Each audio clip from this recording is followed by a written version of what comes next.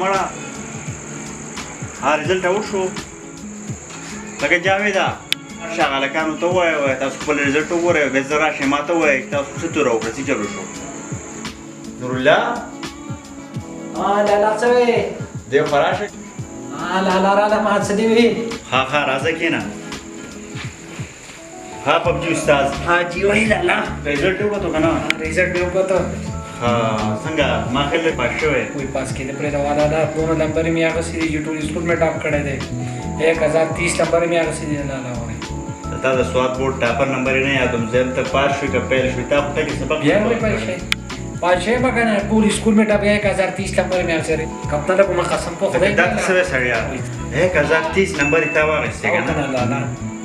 تا رزلټ صحیح وکړو او بالکل صحیح مې وکړه لالا هلکه چې دا د بورډ والا دا چلو کوو چې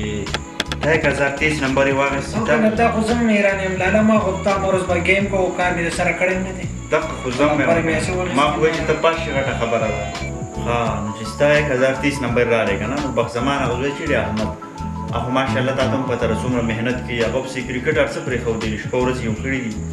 د هغه د والد صاحب معلومات کومه چې څه چلو شو هغه خو ماشاءالله ډېر تکړه هلک دی معلومات کول ما یې د احمد رزلټ څه چلو شو رزلټ به یې اوټ شوی دی که نه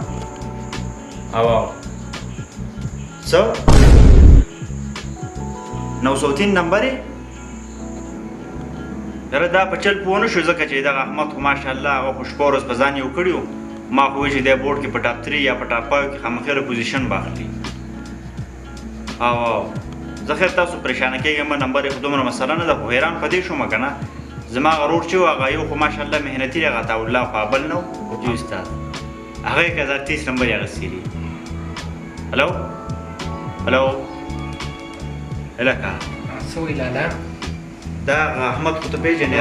903 نمبر یې اخیستي دي دا څه وایي هلکه چې دا څه چل شوی دی زه خو حیران شوم ښه دا ما په دې رزلټ باندې څه شک پیدا شو چې دا څه چل شوی دی دا هغه عطاالله نه ښکاري دا هغه ورشم الله والا چې هغه یې چل کړی دی هغه رزلټ وګورو هغه یې نه خراب کړی هو چې دا بورډ والو څه حساب کړی چې هغو کیلکولیشن کې غلط شوي دي ورې ګنې دی راشي که نه پته به ولګي السلام علیکم سلام راغلی ته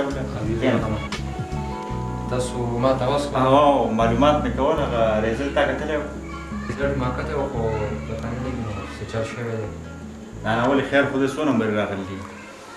دا نمبر یې خو کمې راغلي ما خو محنت کوم نه ستا محنت باندې شک نشته دا خو خیر بیا هم ما ته اندازه وشي که نه چې دا څه حساب دی څو نمبر یې دا 700 نمبر راغلي 700 نمبر یې او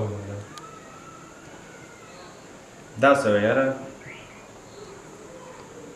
دا زه نور سکول نه یم ښه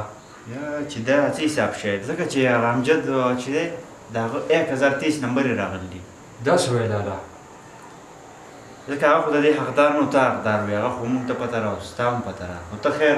مایوسه کېږه نه دا لالا څنګه چلې هغه خو به دلته موبایل ته پروت ما موبایل هم راخیستو ما چې زه به بورډ کې امتحان کې دغه وارم ولې دا زه خو ته وګوره ته پریشانه کېږه نمبر یې دومره مسله نه ده خبرې زما واوره هغه که واخیستې دا خو غیر قانوني شوې ده خو ته خپل محنت مه پرېږده اصل شی محنت دی ما خبره واوره څه مسله به نه وي نمبر یې قابلیت نه خري دا صرف کوره تا له داخله به درکړي ښه نور اصل چیز قابلیت او محنت دی ته محنت جاري ساته انشاءالله الله به خیر لپاره دا یو میسج دی دا کوم مارکس چې دي دا صرف نمبرز دي دا موږ ته تعداد ښیي دا د انسان د انټیلیجنس مجر نه دی نو اصل شی مارکس نه دي قابلیت او محنت دی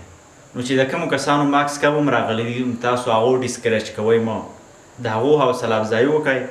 هغو په دې خبره پوه کړئ چې مارکس اهمیت لري